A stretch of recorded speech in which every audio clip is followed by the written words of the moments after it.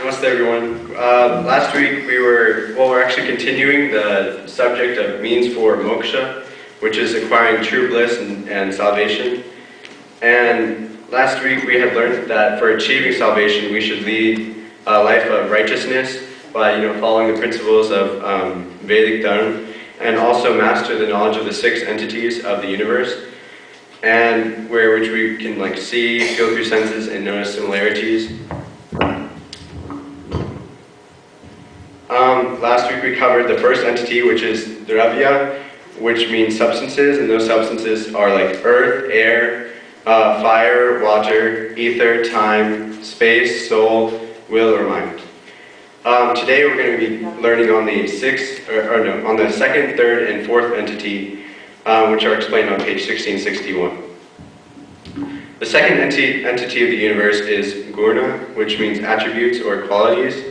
And attributes of these substances are those that excite our emotions, impulses, and instincts.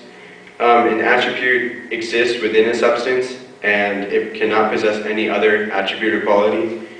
And these attributes are independent of each other, and are never a cause of union or separation of the substance.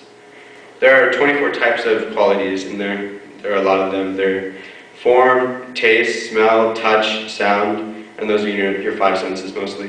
Number, size, individuality, cohesion, divisibility, proximity, distance, consciousness, pleasures, pain, desire, aversion, exertion, gravity, fluidity, viscidity, influence, virtue, and sinfulness. And it explains in the book actually all the definitions, but most of them are very self-explanatory. Which, for Shabd, it says sound is what is felt by the ear, and root, color, which is perceived through the eye, taste, which affects tongue, and smell, which is perceived by the nose. So they're very self-explanatory. The third entity of the universe is karma, which is action, and karma is the action. It can mean action, work, or movement, and these karmas exist in a substance, and they do not possess any attributes.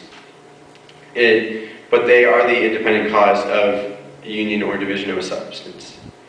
The kinds of karmas are like motion in general, contraction, expansion, and constructive listening. The fourth entity of the universe is samanyam, yeah. And it means common element. It's an important common characteristic that describes a substance or quality or karma. And an example of a samanyam for a substance is humanity, because humanity is an important characteristic of human beings, and human beings are supposed to be the substances.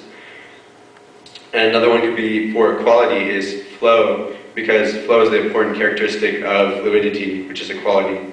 And for karma, motion is an important characteristic for running, which running is the karma. And those are the second, third, and fourth entities. Thank you.